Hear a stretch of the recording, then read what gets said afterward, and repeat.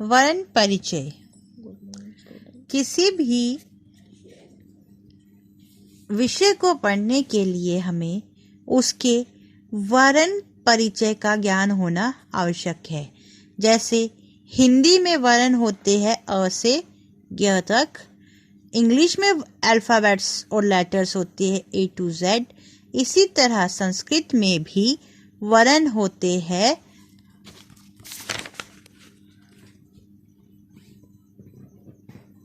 अ से लेकर अण तक। हम इन्हीं के आधार पर व्याकरण का प्रथम अध्याय वर्ण परिचय पढ़ेंगे। भाषा। भाषा मानव के विचारों को प्रकट करने का एक ऐसा साधन है जिसके माध्यम से व्यक्ति अपने हृदय के भावों एवं विचारों को दूसरे मनुष्यों के सामने प्रकट करता है। भाषा क्या होती है? भाषा एक ऐसा साधन होता है जिसके द्वारा हम अपने मन के विचारों को बोलकर या लिखकर एक दूसरे व्यक्ति के साथ आदान प्रदान करते हैं। ठीक है। भाषा को प्रकट करने के दो साधन होते हैं।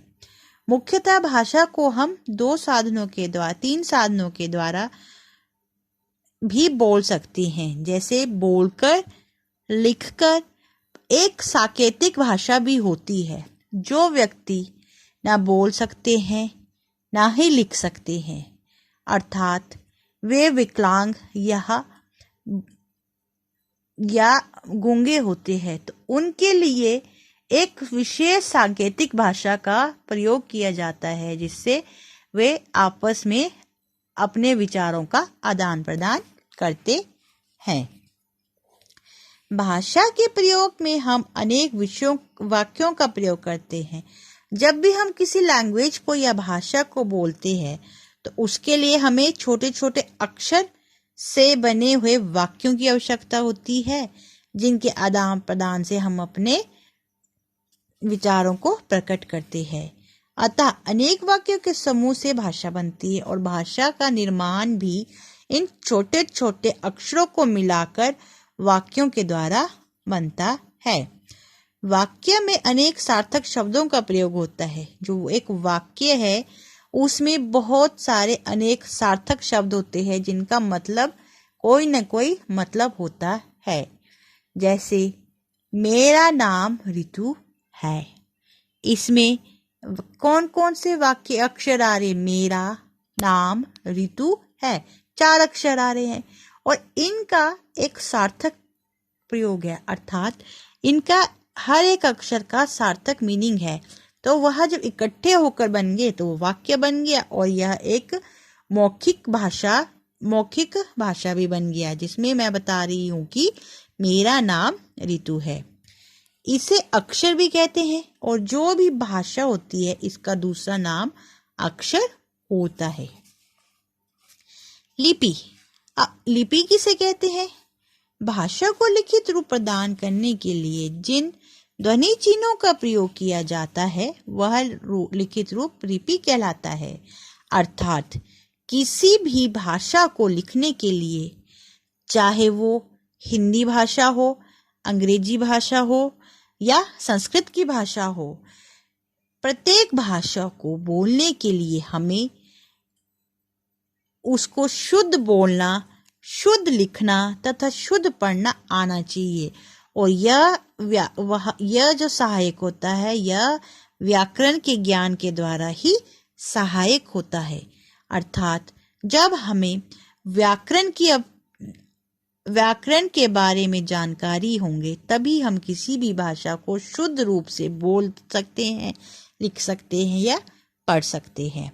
अतः संस्कृत भाषा को सीखने के लिए भी व्याकरण का ज्ञान परामर्शक है। जैसा कि मैंने आपको पहले बताया कि किसी भी लैंग्वेज को समझने के लिए, ठीक है, उसके लिए हमें उसका बेसिक जो है वो ग्रामर होता है।